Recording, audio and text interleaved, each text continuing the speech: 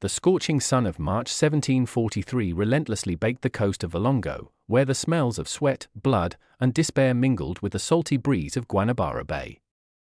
Rio de Janeiro at that time was like the pulsating heart of colonial Brazil, perpetually steaming. In this city, the luxury afforded by marriage was built upon the foundations of slavery. Among the dozens of newly arrived Africans delivered by the black ship São Barbara, a boy of about 8 years old drew attention, not for his strength or appearance, but for the unusually serene calm in his eyes. He was as thin as a twig, his small body already marked with scars, yet he observed his surroundings with a disquieting stillness. "This one won't last a month," said João Batista Ferreira, one of the city's largest slave traders, pointing at the boy. "Look at him, skin and bones." Father Antonio da Silva, who was accompanying the inspection of the captives to baptize them, frowned when he saw the child. There was something in the boy's eyes that unsettled him deeply, a calmness that shouldn't exist in someone so young and in such circumstances. "What is your name, my child?" the priest asked in Portuguese, knowing full well the boy likely wouldn't understand.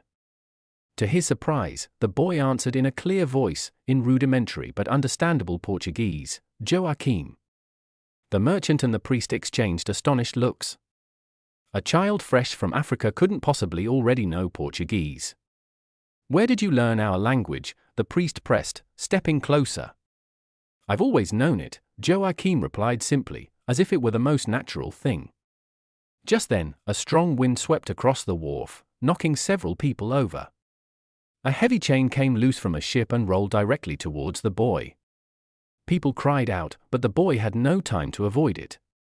The sound of the chain's impact echoed across the dock, right where Joaquim stood. A cloud of dust rose, and for a few seconds, no one could see anything. When the dust settled, everyone expected to see the child's crushed body. Instead, Joaquim remained standing, unharmed. The chain lay broken in 2 pieces, as if it had hit a solid rock. "Witchcraft," someone in the crowd muttered. Though frightened, João Batista Ferreira saw an opportunity. A slave who could survive the impossible could be very valuable, or very dangerous. He decided to buy him cheap, betting he could profit from the strangeness. 500 reis, he offered the captain. "Done," the captain quickly agreed, eager to be rid of this burden who had already caused trouble during the voyage. While signing the papers, Father Antonio couldn't take his eyes off Joaquim. The boy looked back, and for a moment, the clergyman felt those youthful eyes held an ancient and disturbing wisdom.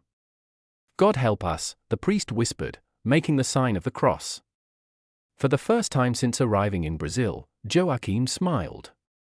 It was a sweet, innocent smile, yet it sent a chill down the spine of everyone who saw it. That afternoon, as he was taken to João Batista's sugarcane plantation outside the city, Joaquim walked with a firm step, as if he knew exactly where he was going. The other slaves in the group whispered in their native tongues, but all seemed instinctively to keep their distance from the boy. The lands of the Santa Cruz plantation stretched out, sugarcane swaying in the hot wind. The main house was a grand 2-story building with ornamental balconies, overlooking the land like a medieval castle. Nearby, the slave quarters were lined up like small prisons, where over 200 slaves subsisted in inhuman conditions. When Joaquim was introduced to the foreman, Captain Rodrigo, a brute infamous for his cruelty, something strange happened. The whip the foreman always carried disintegrated in his hand, as if the leather had instantly rotted. "What the devil?" Captain Rodrigo grumbled, staring at the fragments in his hand. "Is there a problem, Captain?" João Batista asked, approaching. "Nothing a new whip won't fix," the foreman replied, but his voice trembled slightly. On his first night in the quarters, the other slaves observed Joaquim with curiosity and fear. The boy settled in a corner on a pile of damp straw, closed his eyes, and seemed as if he were in a palace. Benedita, an elderly Angolan slave in her 60s, respected among the captives like a matriarch, cautiously approached. "Where are you from, child?" she asked in Portuguese, her voice filled with suspicion. "From far away," Joaquim replied, opening his eyes, "but now I am here." "Then why didn't you die?" The question was more direct than Benedita had intended.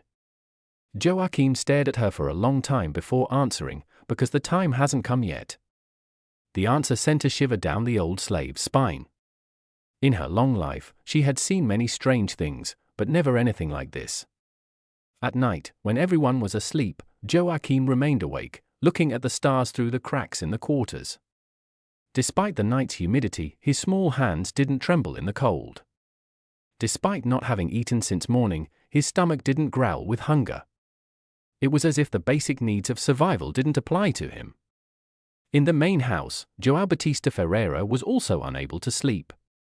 He paced his study, reviewing the day's events. Something about the boy deeply disturbed him, but it also stirred his greed. If he truly can't die, he muttered to himself, I can work him to exhaustion without worrying about the loss. Outside, the night wind carried the sound of distant African drums, like ancestral laments echoing among the quarters. But in Joachim's quarters, a strange silence prevailed, as if even the insects avoided the place. Joachim's first day at the Santa Cruz plantation was ending, but his real trials were just beginning. In the coming weeks, he would face tests enough to break any normal person. But Joachim was not normal, a fact that would soon become terrifyingly clear to everyone on the plantation. Before the rooster crowed, the plantation bell echoed through the quarters, summoning the slaves to another day of back-breaking labor.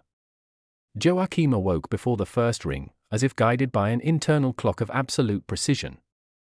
Captain Rodrigo, still annoyed by the previous day's whip incident, had acquired a new instrument of torture, a rawhide whip with metal tips, known for tearing flesh to the bone.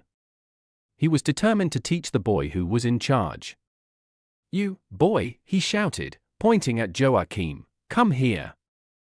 The other slaves instinctively drew back, knowing they were about to witness something terrible. Old Benedita prayed quietly in her native tongue, asking for protection for the boy. Joachim walked calmly towards the foreman, barefoot, showing neither haste nor fear. His eyes met Captain Rodrigo's, and the serenity in them only infuriated the brute further. "I'll teach you about respect, you devil's spawn." The whip whistled as he raised it overhead. The first blow fell with force enough to knock down a grown man. The crack echoed across the plantation like a gunshot. Everyone expected to see the boy's flesh torn open. Instead, Joachim remained standing, motionless. His back showed no mark. The whip had disintegrated upon impact, turning to dust scattered by the morning breeze. Captain Rodrigo froze, staring at the empty handle in his hand. His face, usually red with anger, was completely pale. "It's impossible," he groaned. "With God, nothing is impossible," Joachim answered in his childish voice. But something in his tone sent a chill through everyone present. The news spread through the plantation like wildfire. By noon, João Batista Ferreira had been informed and came down to the quarters to investigate personally. Captain Rodrigo, the plantation owner said, his voice controlled but tense, explained to me in detail what happened. The shaken foreman recounted the events in a trembling voice. João Batista observed Joachim, who was working quietly in the mill house as if nothing had happened. "Bring him here," he commanded.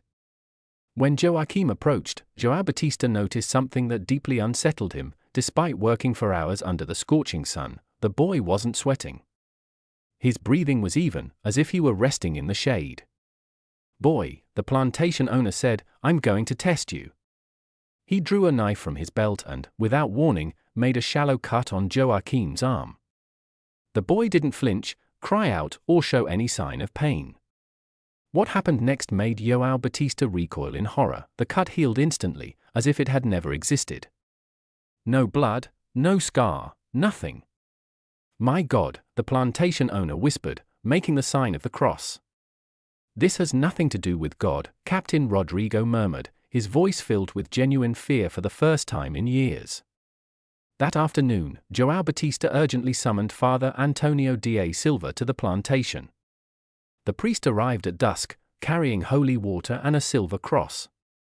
"Where is the boy?" the priest asked as soon as he stepped out of the carriage. "Working in the sugar mill," João Batista replied. "Father, I need you to see this for yourself." They found Joachim cutting sugarcane with a strength belying his size. What impressed the priest wasn't the boy's ability, but his endurance. While the other slaves were exhausted, drenched in sweat, and gasping for breath, Joachim worked as energetically as he had at dawn. "Joachim," the priest called. The boy turned, fixing the priest once more with those disturbingly serene eyes. "Father Antonio," Joachim said, as if he had known him for years. "How do you know my name, my child?" "I know many things," the boy replied simply. The priest approached, holding the silver cross. "I'm going to ask you some questions, and I want you to answer truthfully." "I always tell the truth," Joachim said. "Can you feel pain?" "No." "Are you hungry?" "No." "Are you thirsty?" "No." "Are you afraid?"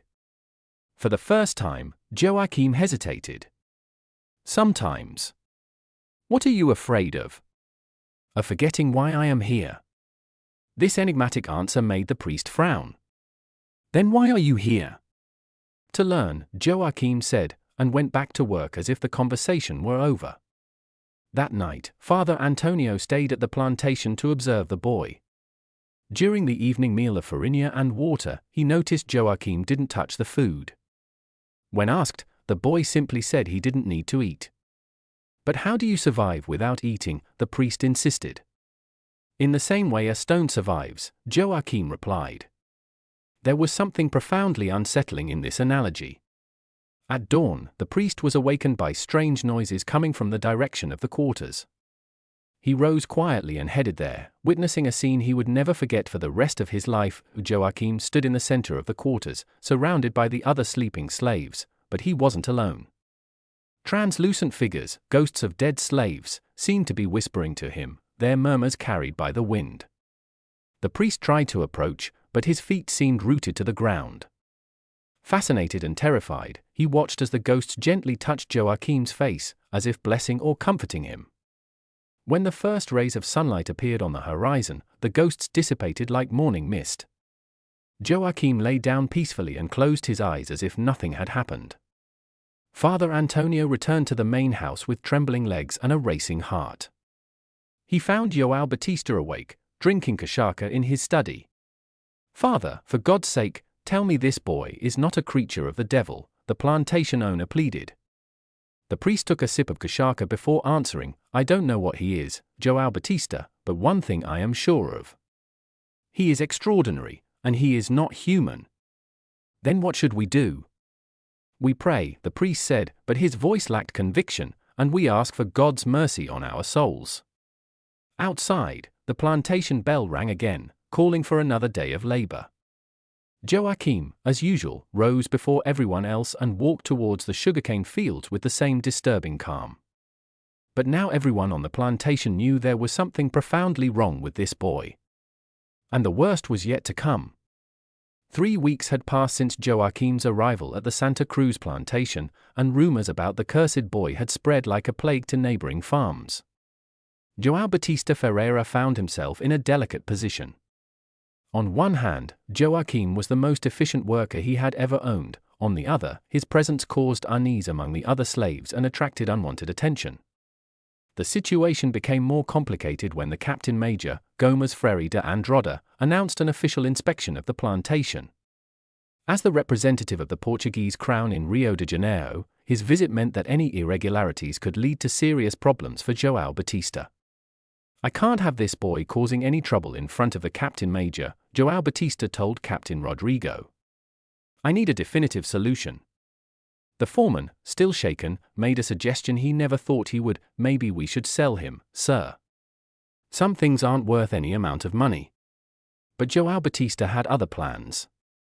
He decided to conduct a test on Joachim, one that would prove once and for all whether the boy was truly indestructible or if it was all just tricks and coincidences.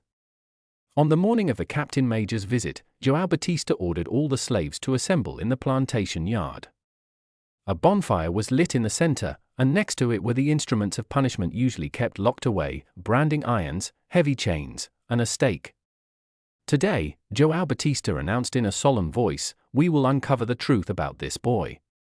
Joachim was brought to the center of the yard, walking with his usual calm. The other slaves formed a circle around him, some weeping silently, others praying under their breath. Old Benedita tried to approach but was held back by the foreman. "Child," she cried, "be strong." Joachim turned to her and gave that familiar, unsettling smile. "Don't worry, Grandma Benedita, everything will be fine." The first test was the branding iron. Visibly trembling, Captain Rodrigo took a red-hot iron from the fire. The metal glowed with intense heat, radiating warmth meters away. "This will hurt," the foreman whispered, more to himself. "It won't," the boy replied with absolute certainty. The iron was pressed against Joachim's bare chest. The sound of hot metal meeting flesh echoed across the grounds, followed by the distinctive smell of burning skin. But it wasn't Joachim's flesh that burned. When the iron was pulled away, everyone saw the impossible. The brand had transferred to the iron itself, which now bore a perfect image of the boy's chest. Joachim's skin was untouched, not even reddened. Captain Rodrigo threw the iron to the ground, where it shattered like glass. "Witchcraft," someone in the crowd muttered. "A miracle," another murmured. Determined to continue, João Batista ordered the second test. Heavy chains, the kind used to restrain rebellious slaves, were brought forward. Each link weighed over a kilogram, and the full set was enough to crush a grown man. The chains were piled onto Joachim, one after another, until he was completely buried under the weight of metal. The crash was deafening, like tons of iron collapsing. For several minutes, nothing moved.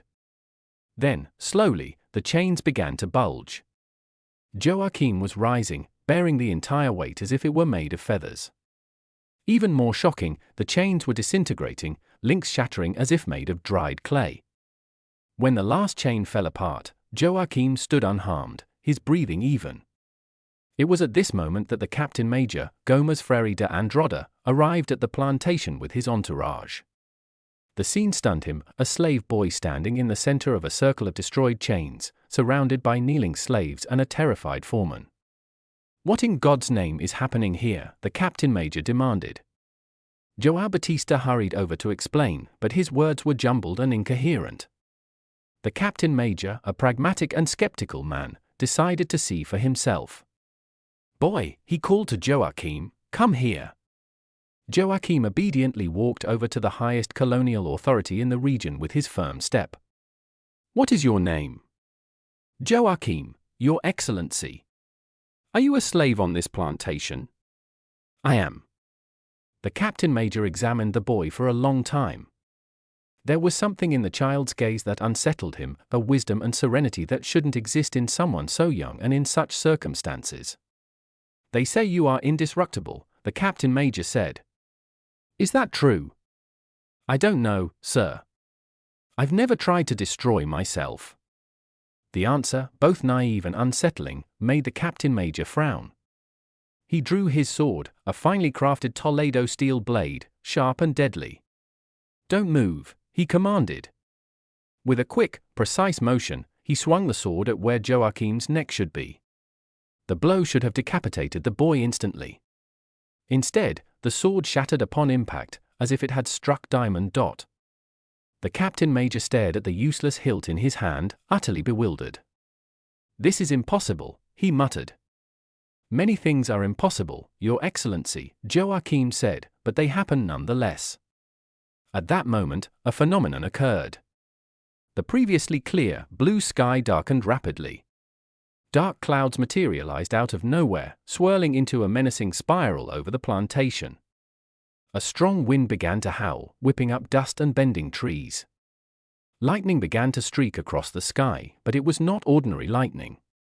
It was purple and seemed to converge towards a specific point, precisely where Joachim stood. Everyone inside, the Captain Major shouted, but his voice was drowned out by the roar of the wind. The slaves ran panic-stricken towards the quarters. The foreman scrambled for cover, and the Captain Major's entourage retreated into the main house. Only Joachim remained in the yard, motionless, like the eye of a hurricane. A bolt of purple lightning struck down from the sky, hitting the boy squarely. The light was so intense it temporarily blinded all witnesses. The sound was deafening, as if the sky itself had cracked open. When the light faded and the noise ceased, everyone expected to find only ashes where Joachim had been. Yet, the boy remained standing, only now there was something different about him. His eyes shone with an inner light, and when he spoke, his voice echoed as if from a great distance, "The storm has passed. Now comes the calm." The clouds dissipated as quickly as they had formed, and sunlight bathed the land once more. But something on the Santa Cruz plantation had changed irreversibly. The captain major emerged from the main house on trembling legs, looking at Joachim as if he were a ghost. "God save us," he whispered. "What are you, child?" Joachim looked at him with those luminous eyes and answered, his voice seeming to carry the weight of centuries, "I am one who cannot die until my task is complete." "And what is your task?" "I am still searching for the answer." That day, Captain Major Gomez Freire de Andrada left the Santa Cruz plantation a changed man. He had witnessed something that challenged everything he knew about the natural world. And Joachim? Joachim continued working in the sugar mill as if nothing had happened, but now everyone knew he was far more than an ordinary slave. He was a living enigma, an impossibility walking among them. And his true trials were only just beginning. News of the events at the Santa Cruz plantation spread through Rio de Janeiro like wildfire.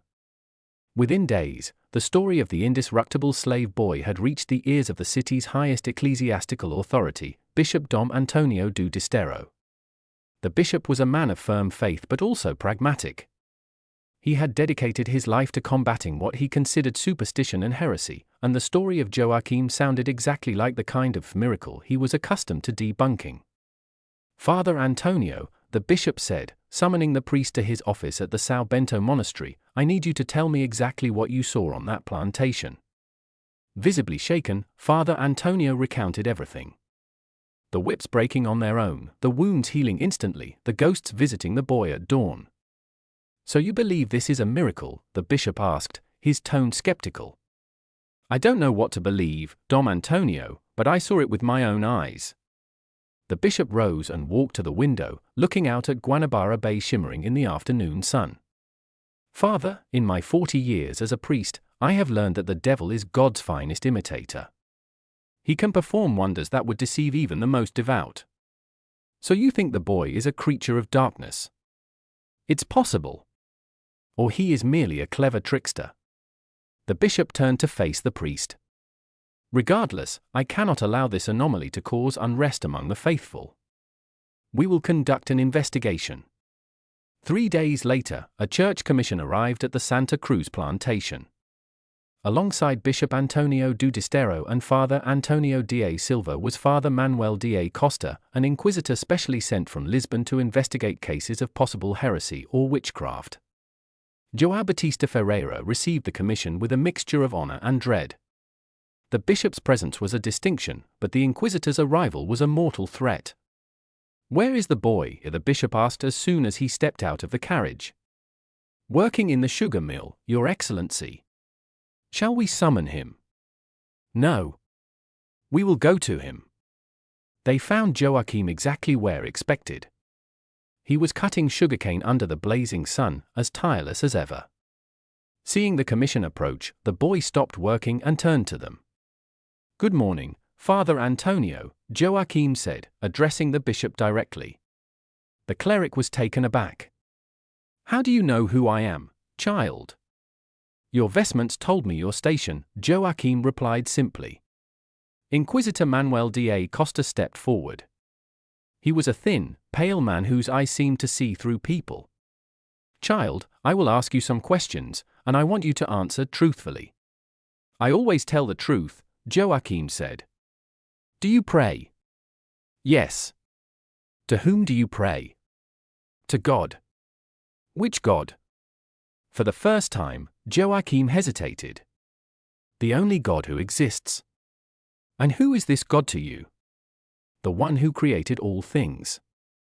The one who exists in all things. The one who is all things." This answer made the inquisitor frown. The formulation sounded dangerously close to the heresy of pantheism. "Do you consider yourself a Christian?" the inquisitor continued. "I was baptized," Joachim answered. That does not answer my question. Then the question is wrong, the boy said, a hint of challenge entering his voice for the first time. The bishop decided to intervene. Joachim, I command you to demonstrate the gifts you claim to possess. What manner of demonstration? Something that proves you are truly blessed by God. Joachim looked around, his gaze settling on a dead tree by the irrigation ditch. It was a dry, twisted trunk, dead for years due to drought. I can make that tree bloom, he said.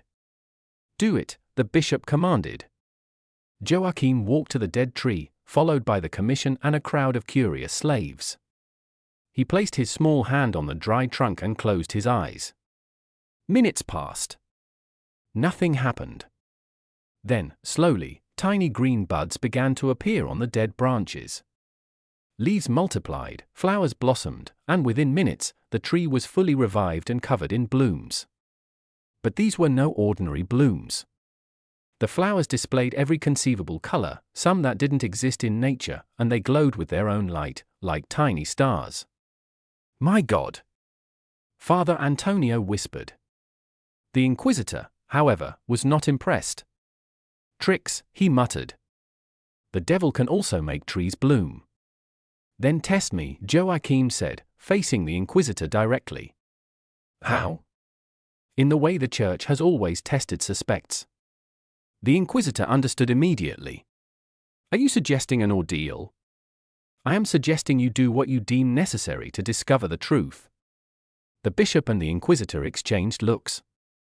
Trial by ordeal, judgment through extreme physical tests, was an ancient practice, seldom used but still accepted by the church in special circumstances. Very well, the inquisitor said, if you insist. That afternoon, a pyre was lit in the plantation yard. This was no ordinary bonfire. It was a specially built stake, using particular woods that burned longer and hotter, designed for burning heretics. All the plantation slaves were forced to attend, as were summoned residents from neighboring farms. This was to be a warning to those who challenged the church's authority. Joachim was tied to the center of the stake. The ropes were thick and soaked in water, making them impossible to break quickly or burn through. A final chance, the inquisitor said. Confess your true nature, and perhaps we can show mercy.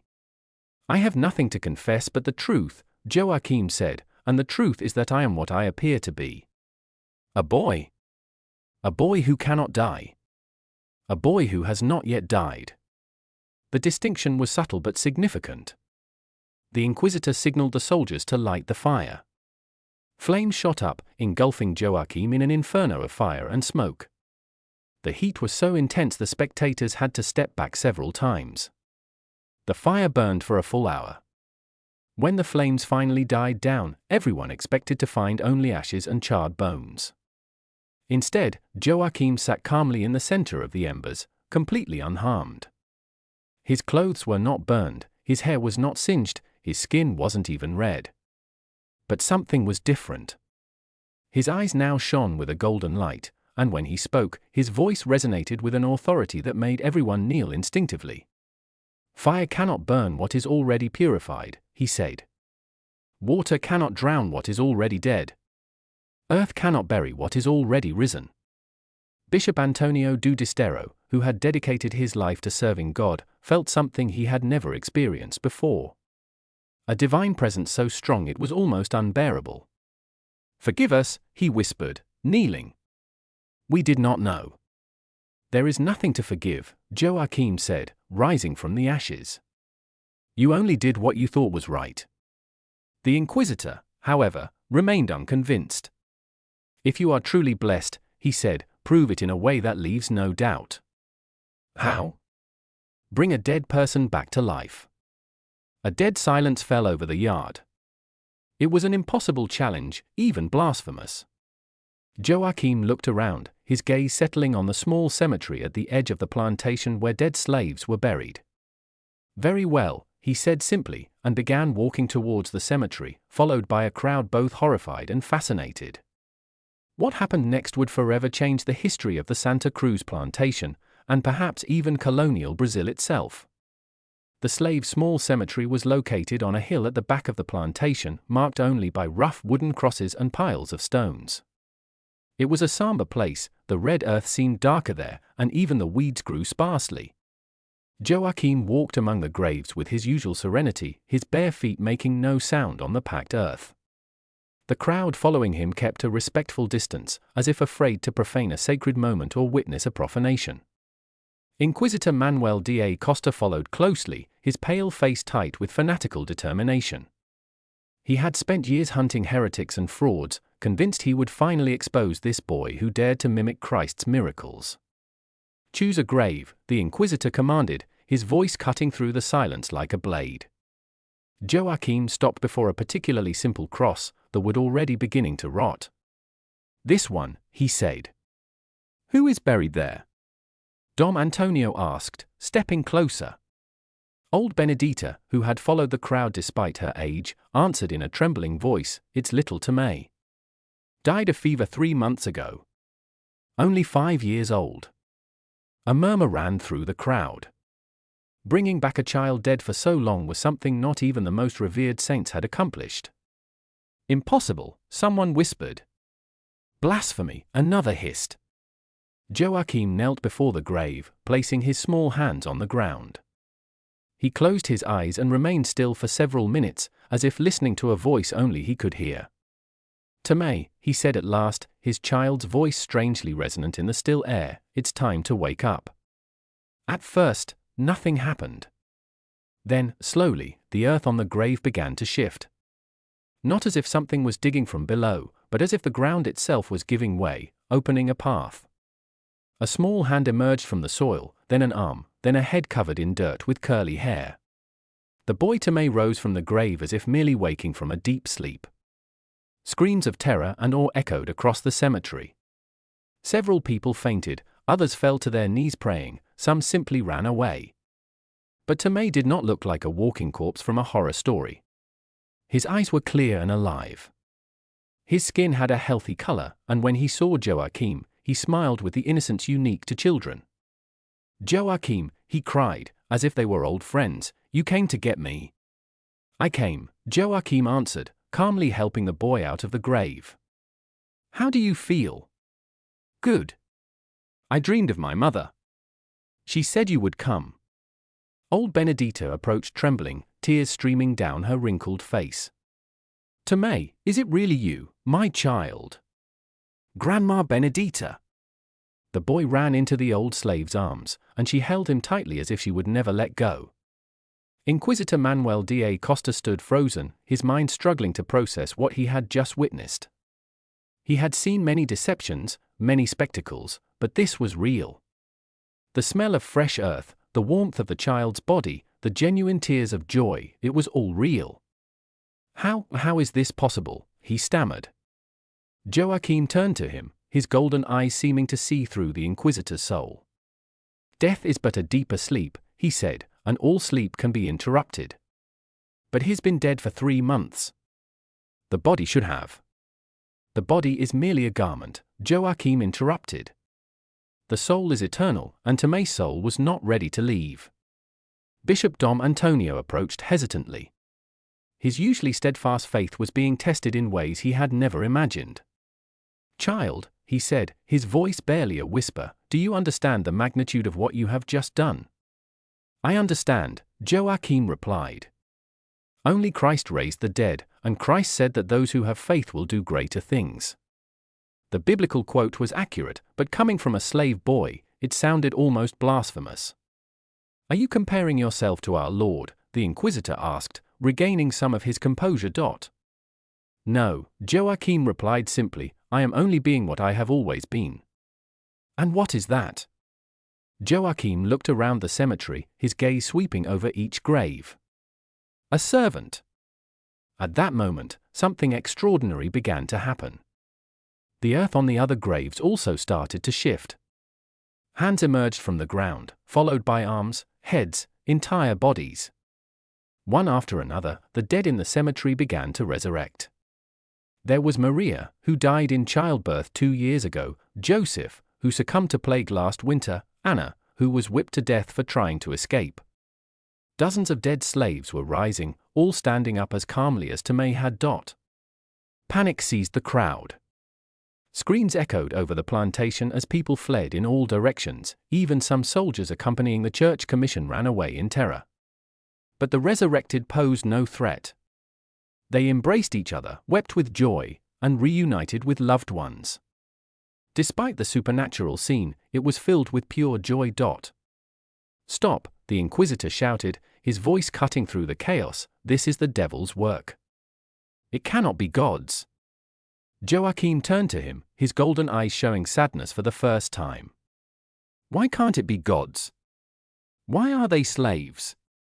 Why are they black? Why are they poor? Why?"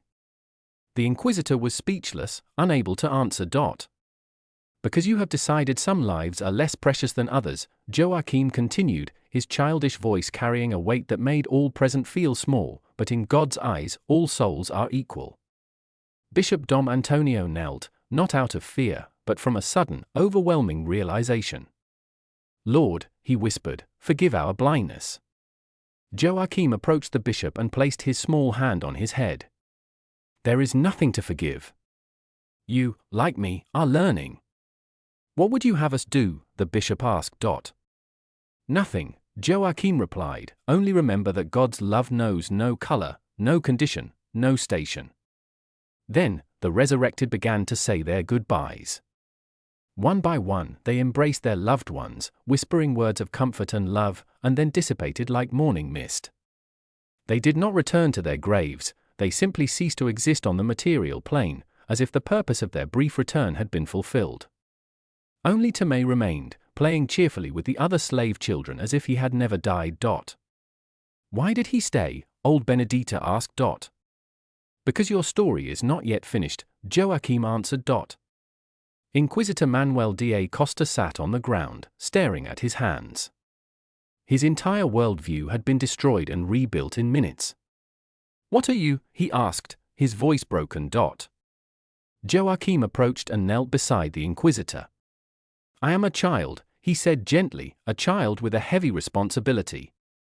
"What responsibility?" "To remind this world that God has not abandoned anyone," Joachim answered, "not even those you believe are abandoned." As the church commission finally left the cemetery, the sun was setting. Bishop Dom Antonio walked in silence, deep in thought. Inquisitor Manuel da Costa looked as if he had aged 10 years in one afternoon. That evening, a special meeting was held in the plantation's main house. João Batista Ferreira, the bishop, the inquisitor, and Father Antonio gathered to decide what to do with Joachim. "We cannot simply ignore what happened," the bishop said, "this changes everything." "Or it destroys everything," the inquisitor murmured, "if this gets out, there will be revolts. The slaves will think God is on their side." "Isn't he?" asked Father Antonio, his boldness surprising everyone. A heavy silence fell over the room. It was a question none of them wanted to face, but could no longer avoid. Outside, in the slave quarters, Joachim played with Tomei and the other children as if raising the dead was the most natural thing in the world. But his golden eyes shone in the darkness, and those who observed him knew that something fundamental in the world had changed. Joachim's true test was yet to come, one that would challenge not only his supernatural nature but the very soul of colonial Brazilian society. 3 days had passed since the cemetery event, and the Santa Cruz plantation had become an informal place of pilgrimage. Slaves from neighboring farms found excuses to visit, hoping to catch a glimpse of the boy who raised the dead. Merchants invented urgent business with João Batista. Even some plantation owners appeared, driven by morbid curiosity. But in the main house, a growing tension dominated conversations. Bishop Antonio do Destero hadn't slept well since that afternoon in the cemetery. He paced the monastery corridors like a frightened man, wrestling with questions that shook the foundations of his faith. "Father Antonio," he said to the priest in a private audience, "I need your honest opinion. What you saw in the cemetery, was it the work of God or the devil?" The priest hesitated before answering. "Your Excellency, in 40 years as a priest, I have learned that God works in mysterious ways, but I have never seen anything purer than the love emanating from those resurrections." families reunited, tears of joy, peace on the faces of the dead. How could that be the work of evil? But the consequences, Father. If we accept that God works miracles through a slave, what does that mean for our society, for slavery itself? It was the question everyone avoided asking, yet it hung over every conversation like a storm cloud. Meanwhile, at the Captain Major's palace, Gomez Freire de Andrada faced his own dilemma. Reports from the Santa Cruz plantation arrived daily, each more fantastic than the last.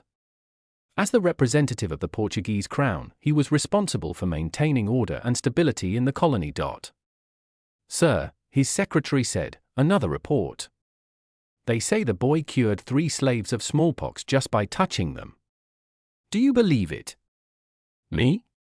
I saw your sword shatter when you struck him. I don't know what to believe anymore.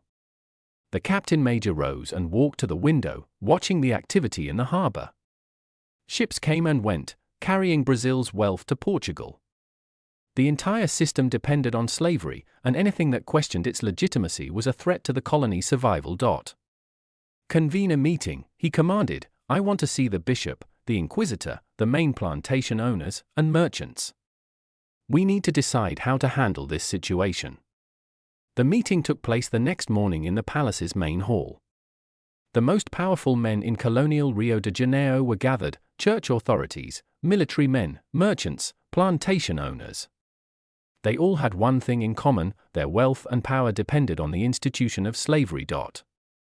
Gentlemen, the Captain Major began, we are facing an unprecedented crisis. The events at the Santa Cruz plantation are causing unrest among the slave population. There are reports of some refusing to work, claiming God has sent a liberator. This is exactly what I feared, said the slave trader João Batista Ferreira. The boy is becoming a dangerous symbol. Inquisitor Manuel da Costa, who had remained largely silent since the cemetery event, finally spoke. We cannot deny what we witnessed. The miracles are real. But that doesn't mean we should accept their consequences, said plantation owner Antonio de Albuquerque. If we start treating slaves as divinely blessed individuals, where will it end? Perhaps, Bishop Dom Antonio began hesitantly, we should consider that God is trying to teach us something. An icy silence fell over the room. The bishop's suggestion bordered on social heresy. Dom Antonio, the Captain Major said carefully, you do realize that questioning the established order is questioning God's own will. The Church has always taught that each person is in the station God intended. But what if we are wrong? The question slipped out before the bishop could stop it. The reaction was immediate. Protests erupted. Fists pounded the table. Accusations of heresy flew through the air. Order, the Captain Major shouted, we need solutions, not philosophy. It was then that the slave trader Rodrigo Mendes da Costa made a suggestion that silenced everyone. What if the boy simply disappeared? Are you suggesting murder? Father Antonio asked, horrified. I am proposing a practical solution to a practical problem, Rodrigo said coldly. They've tried to kill him many times. It didn't work. Then what do you propose? The Captain Major asked. Exile. We send him far, far away. To some capital in the north, or better yet, to Africa. No witnesses, no followers, he becomes just another legend. The proposal was debated fiercely. Some argued it was the only viable solution. Others worried that exile would only spread the contamination to other regions. It was the Inquisitor who proposed the final solution. There is a third option.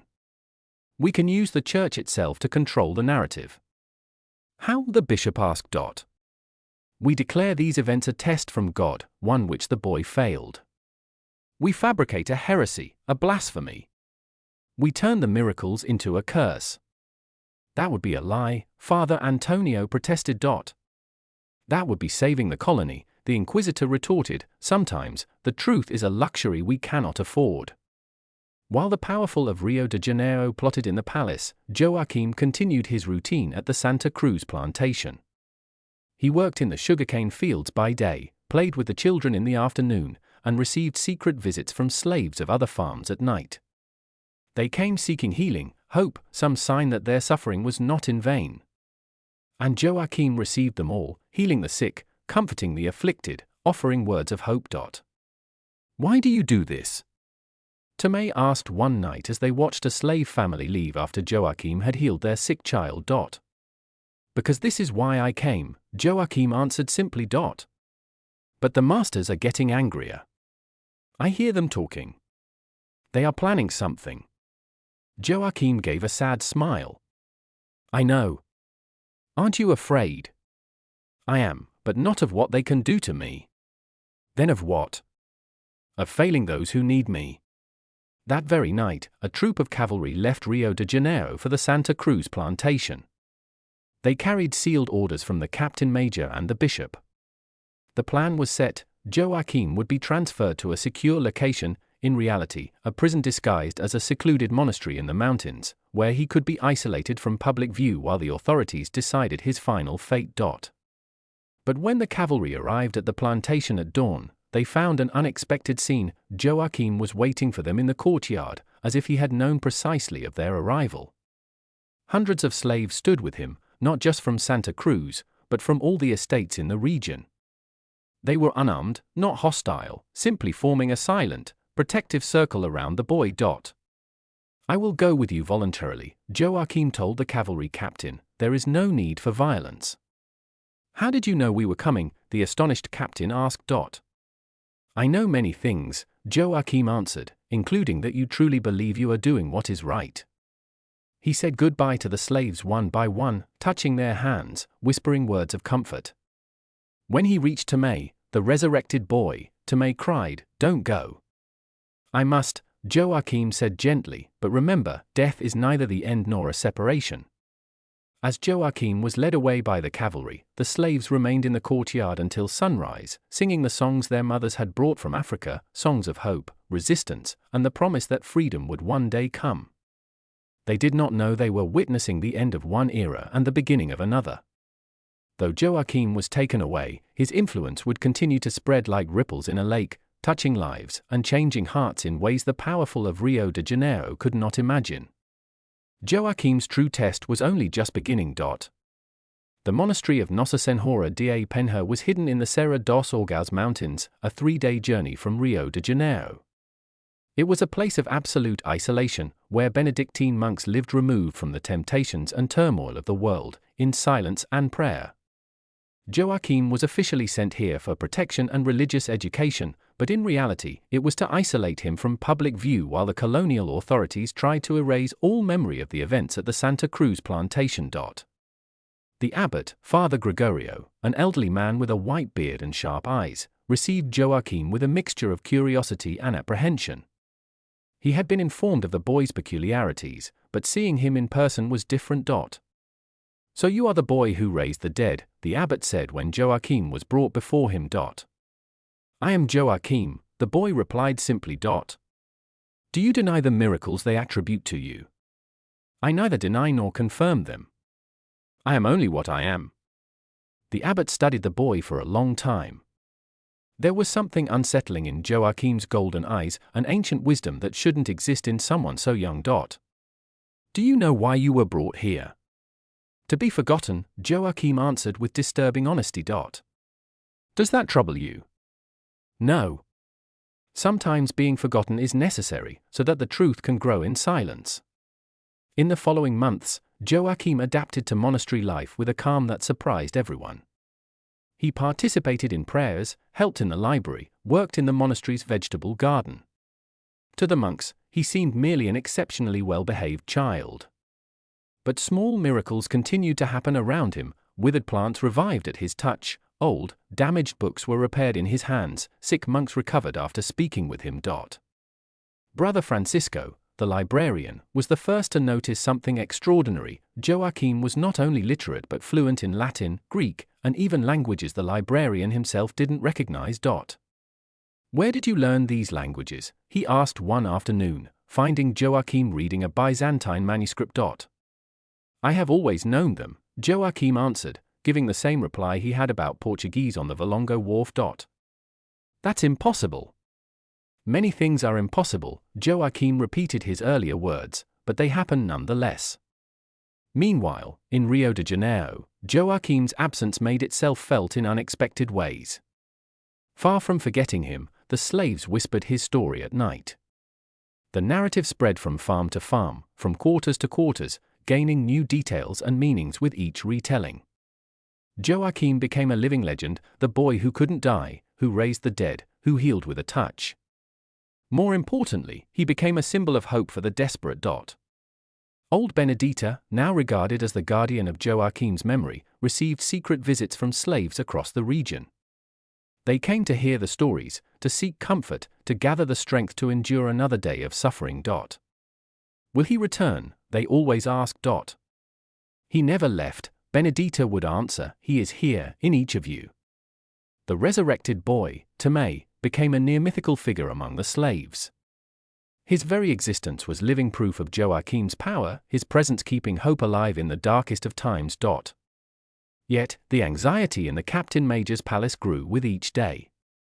Reports arrived daily of unusual behavior among the slaves. They sang different songs, prayed in unknown languages under their breath, showed a newfound passive resistance. The situation is worsening, the Captain Major told Bishop Antonio in a private meeting. We thought taking the boy away would solve the problem, but instead he has become a martyr. Perhaps, the bishop said hesitantly, we should consider bringing him back. Why? To cause more unrest. To control him. A living saint is easier to control than a dead martyr. But such strategies were too late. Joaquim's influence had spread beyond anything the colonial authorities could control. And in the monastery, Joaquim himself seemed detached from the consequences of his actions. He continued his daily routine with his usual serenity, but the monks noticed subtle changes in him. His golden eyes shone brighter during prayer, his voice echoed through the stone corridors in a supernatural way when chanting hymns. Sometimes at dawn, the monks found him in the garden conversing with figures only he could see. Who are you speaking to, my child? Abbot Gregorio asked one night. With those who came before, Joaquim answered, and with those who will come after. I do not understand. Time is not a straight line, Father Gregorio. It is a circle.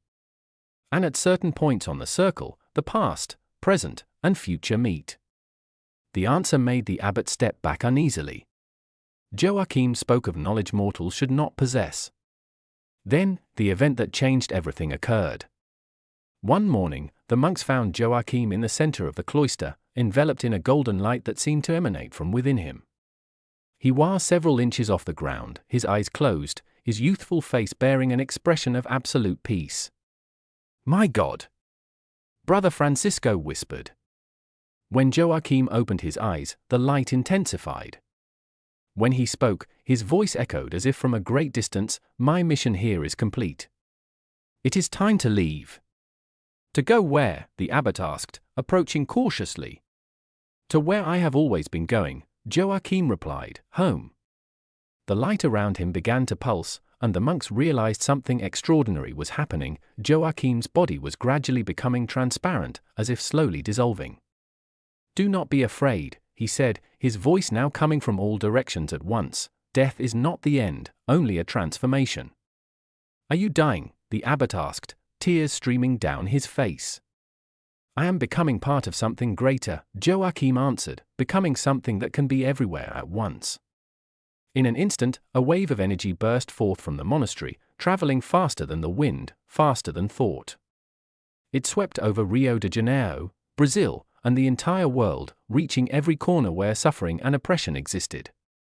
Joaquim's presence was felt, not as a physical form, but as an inner certainty, a force declaring, you are not alone, you are not forgotten, you are loved.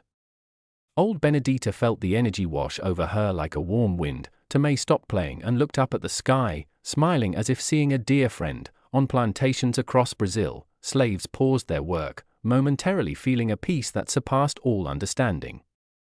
Inside the monastery, Joaquim's physical body had completely vanished.